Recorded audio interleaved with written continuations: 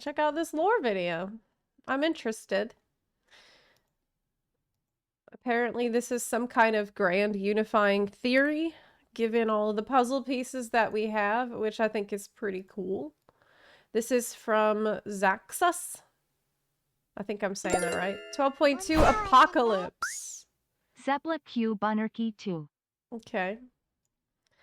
Let's see about it. Also, Monetus Zero, thank you very much for the 42-month resub. I appreciate that very, very much. All right, listen up and get ready.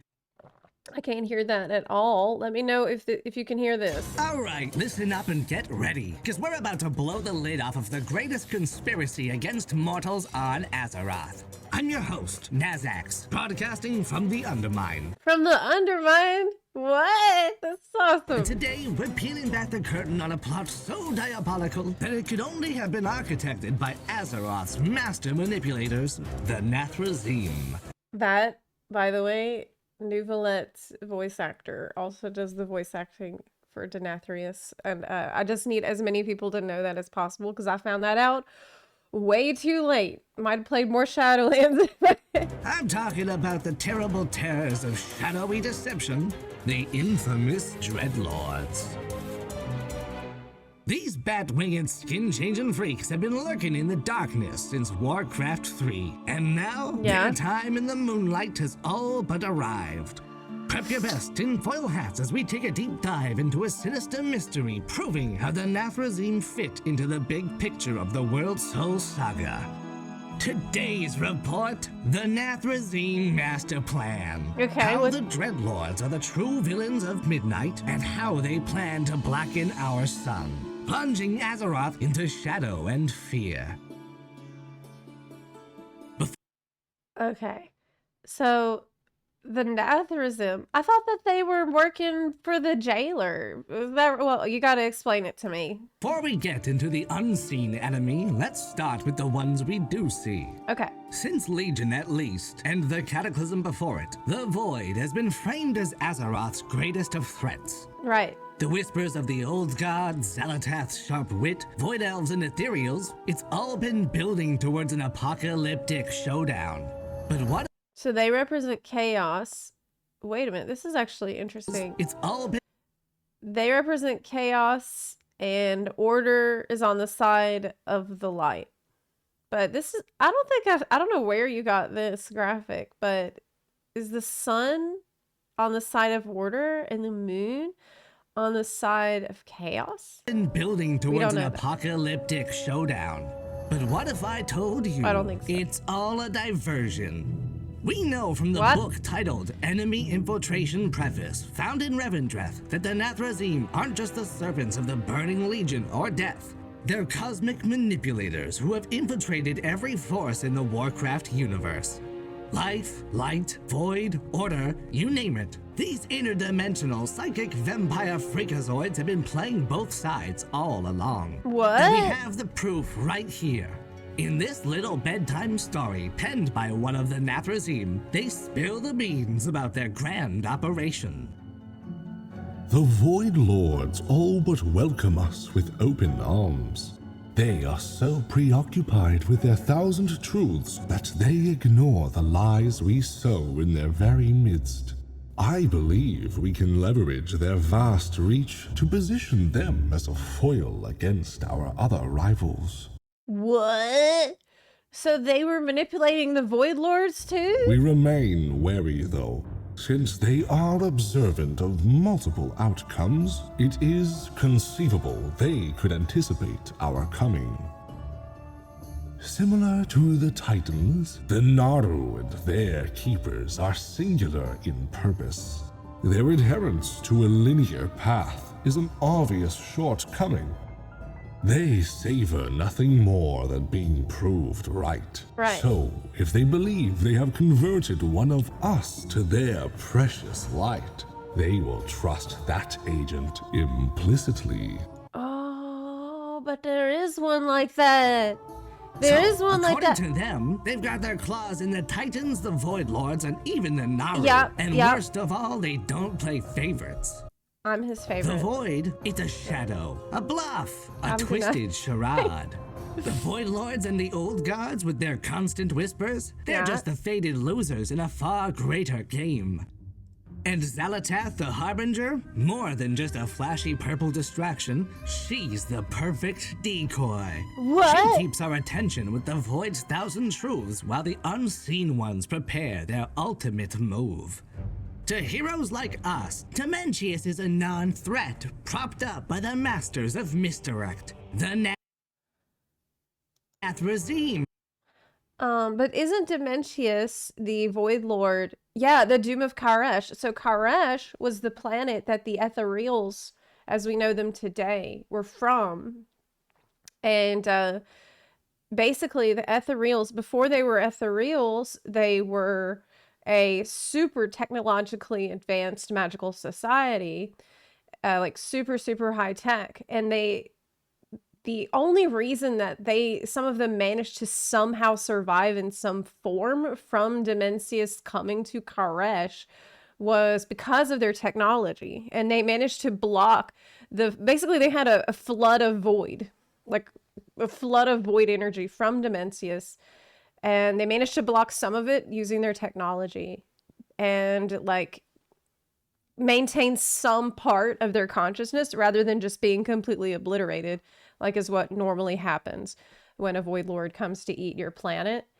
And that's why the Ethereals, you'll see they look like mummies. They're wrapped in this ribbons and stuff. Well, this is actually magical bandages that they've made to like keep themselves inside.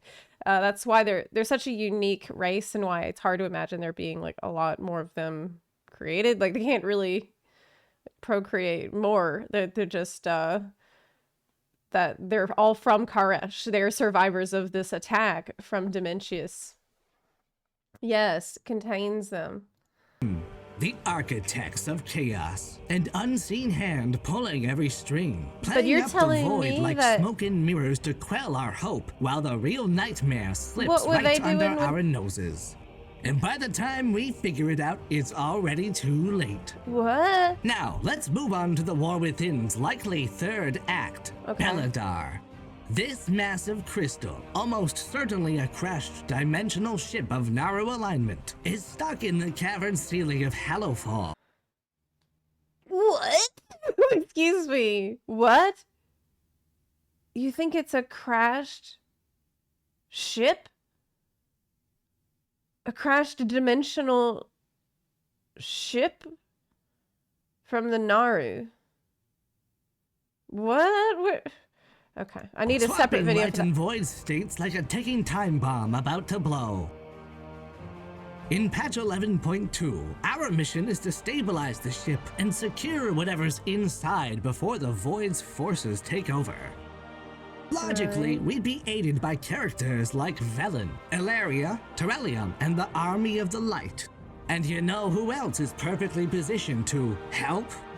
Enter Lothraxion, the light-forged Nathrezim, and right-hand man to Terrellium in the Army of the Light. Oh, sure, of course we trust him. Even the Prime Naruzera did, after all. Plus, he's got that golden boy aura that makes everyone think, hey, this guy's on our side. Yeah, exactly. In the raid on Beladar, the shining Nathrezim Knight and the armies of the light will show up to save the day, guiding us through the crystalline corridors in a hot pursuit of Xalatath and her ethereal armies. This But is here's such the a twist, crazy my friends. speculation. What if our success at Lothraxion's side, him earning our trust, is exactly the catalyst the Nathrezim anticipate to kick their own plans into high gear? We think we're saving the world when in reality, we're handing them the key to take it.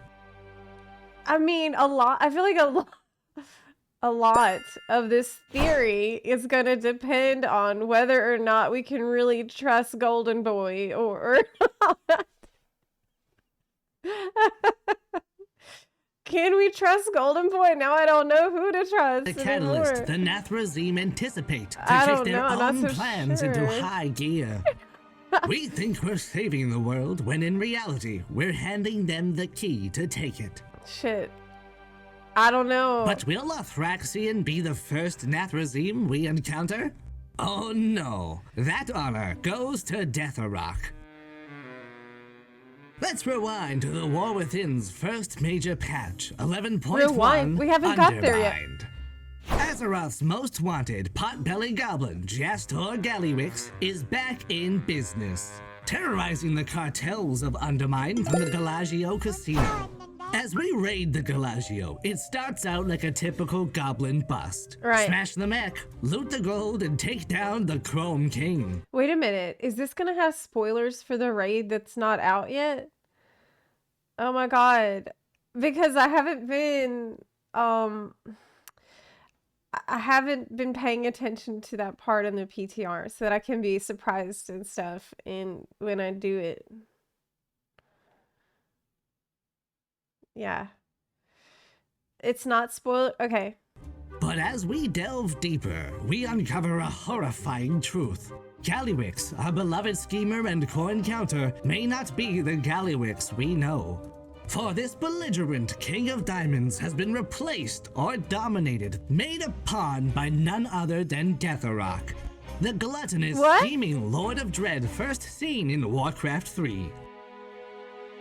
When we corner Gallywix, the mask drops, revealing Deathrock in all his Okay, this is so crazy. This is so insane. This is what? No, I don't believe glory. This isn't in the game. With a sinister laugh, Deathrock escapes. Behind the real Gallywix, if he's even breathing, to our Okay, you're just making up stuff. Clouded judgment, and taunting us in the role he's played in Xalatath's plans. And what have we learned? So the crazy. Nathrezim are everywhere. This is so crazy. Fast forward the clock. This is he's just going all out. To midnight, where the Nathrezim's master plan is ratcheted into full gear. Okay, we have gone off the rails. We have fallen off the rails. In this chilling roadmap drafted by the hands of Nathrezim agents, we can follow their every step toward the linchpin of their twisted game, the Sunwell, a radiant wellspring of arcane and light. But they're not the only ones seeking its power. In patch 12.1, Reckoning, the Void, heralded by the cunning Xalatath, launches its long-awaited assault, and a full-scale invasion of Quel'Thalas is set into motion, intent on snuffing out the light of the Sunwell. But just like Khadgar warned us, this isn't the real fight. The true threat, my friends, is far more luminous. The climactic raid of patch 12.1 takes place at the Sunwell Plateau. The battle is arduous, sacrifices were made, but Dementius and the Void Lords are banished. Xalatath is nowhere to be seen, and the war appears to be over. However, as we begin to celebrate our victory over the shadow, fear lingers in the air. For you see, of course, since we know that Ilaria cannot near the Sunwell herself due to her void powers, her and Turalyon will have echoed their earlier interaction in Hallowfall, splitting up during the battle for the greater good of Quel'Thalas and Azeroth. In Illyria's place, a trusted general of the Army of the Light will be tasked with defending the Sunwell alongside Turalyon. Who else but the light-forged Nathrezim Dreadlord, Lothraxion? Yeah. It all goes back to him, doesn't it? Day begins to break as a bloodied moon hangs over our scarred battlefield, and just when it seems we're in the clear, betrayal strikes. In a not-so-shocking twist, Lothraxion, this offensive excuse for a Winter's Veil tree topper, makes his dastardly move, finally revealing his true allegiances. Alongside a returning Deathrock with the asset in hand, they then use the Sunwell's energy to tear open a rift through the twisting nether, opening the way to the shattered remnants of Nathreza, the desecrated homeworld of the Dreadlords. Now, that part, I think, is plausible. Like, somehow a portal will get open to Nathreza. Yes. With this foul act, the vampiric Nathrezim darken Azeroth's sun, as foreshadowed with Beledar, plunging the world into a nocturnal hellscape of shadow and fear. Midnight has That would fallen, be sick, heroes. though. And with the I think that would be amazing if there would be some kind of a cosmic event like that where everything just becomes dark. That if so, like some event that affects the entire world in every zone in the whole world. Like, I guess you could talk to an NPC to phase back into the previous version of the world, but I think that would be in darkness comes patch 12.2 Apocalypse. Apocalypse. In this chapter, the Oh this is Nathrezim are crazier and poised to crazier. resurrect their Like around the 7-minute mark, we fell off the rails, and we are just in a free fall at this point. proudest achievement, Sire de Nathrez. Oh yeah, A knowledgeable husband, being of hunger and ambition, still yeah. bound within his blade, Remordia. The He's Sunwell still okay. Plateau is lost to the forces of dread, and in Azeroth's darkest hours, patch 12.1.5, Anduin Wrynn will turn to an unexpected ally, Sylvanas Windrunner. Oh no! Her first-hand No! experience of these evils, her personal vendetta against Deathrock, and dealings with Veramathras makes her an invaluable asset in the But fight against that the is actually Dreadlords. okay. That does make In a sense, though. desperate move, Sylvanas is temporarily pardoned, allowed to return to Azeroth and defend her homeland starting- of Quel'Thalas it's from making the too much terrible sense. threat of the Nathrezim. Dude, this is okay. All right, we let you cook, and now it's starting to make you're coming full circle, man. This part actually does make a lot of sense. That she would have a personal problem with, like, remembering the Veramathras and want to defend Quel'Thalas a lot. Oh man, they're totally gonna pull her out of their mall It's dailies. the redemption arc she's been building toward, Dude. and it culminates in an epic assault as she right. stands shoulder to right. shoulder with her people, her sisters, to reclaim the light of the Sunwell from Good, the totally. looming shadow of Nathreza. 100%. 100%. This is gonna happen. The final raid in 12.2 will see us Dude. storming into the towering spires of wickedness, the shadowed throne of the Dark Lords of Dread. Statues, stairs, and architecture putting Castle Nathria to shame dwarfs Yeah. our players as we make our way through labyrinths of fear, smiting the horrors that await within. Our goal is to stop Denathrius and his No. host of devils. I won't. You see, the Nathrezim's endgame isn't just about plunging Azeroth into eternal night. It's about revealing the purpose of our world, Right. those who ordered it, and the truth behind WoW's most controversial of expansions.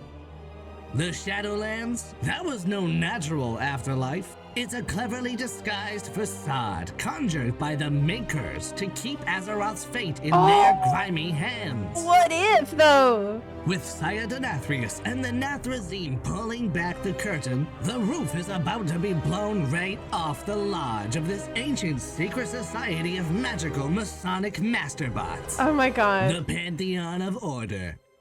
We will come to Yes. see the Shadowlands in a whole new light, no longer seen as a misstep in the narrative, but a pivotal chapter in the Titan conspiracy promised at BlizzCon 2023. And as midnight fades into the last Titan, we'll be heading back to where it all began, Northrend, the frozen heart of domination, to unearth the Titan's gravest sins. Sylvanas Windrunner. I like this idea a lot of like going back and showing that the Shadowlands was just a facade, like a false afterlife created like to put Azeroth in a pocket dimension sort of that was totally under their own control. Yeah, like could they possibly cook so hard that they fix Shadowlands? No, but they could reverse a good bit of damage. Returned and ready to finish what she started, will lead the charge. Her fight on Nathreza for the fate of Quel'Thalas is just the beginning, and as she helps us thwart their Sunwell scheme, she'll point us towards the ultimate truth that she's known all along. This world is a prison, and the real Yes, what battle she for was Azeroth saying. is just getting started. Oh. And there you have it, folks. The Nathrezim master plan laid bare for all to see. From Deathrock's camouflage in Galliwix's goblin. Okay, but for real, he didn't. Is this? Deathrock's camouflage? Is this really like a thing that no. I don't know it's real anymore.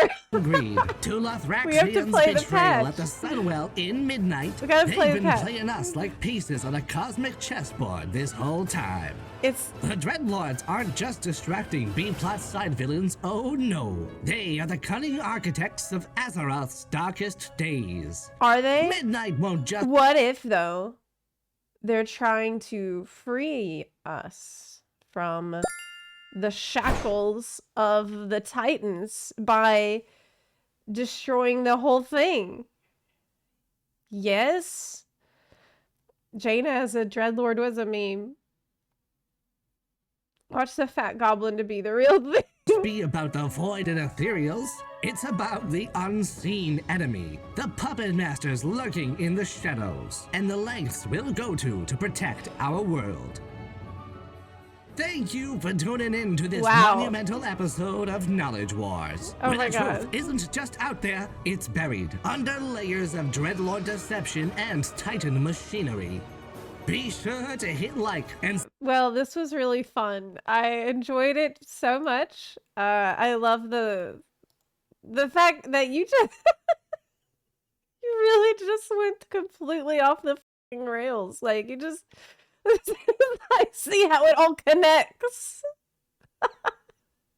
But you know, at a certain point I was like, oh no, this seems like really implausible. Like a lot depends on Golden Boy, but then brought it back. Kind of brought it back with the Dreadlords and Sylvanas and what could happen in last. I don't know. By the end of the video, I'm like, you know what? It's all starting to connect. I can see all the puzzle pieces fitting together. Yes, this theory is so good. It feels like a spoiler. I did have to, in the middle. I'm like, is this a spoiler for the Undermine? Oh my god. Yeah, this is the thing that I thought was pretty cool about this theory. The Shadowlands being a created facade to hide the real afterlife would fix everything they messed up. Yes, this was awesome. And also, man, like a shit ton of work went into the editing for this video. I really loved it. It was great. Let me give you a link to it so you can drop a sub and a like over there. It was awesome. Very fun watch for sure. Okay. Metzen watching this taking notes. Yeah, for real.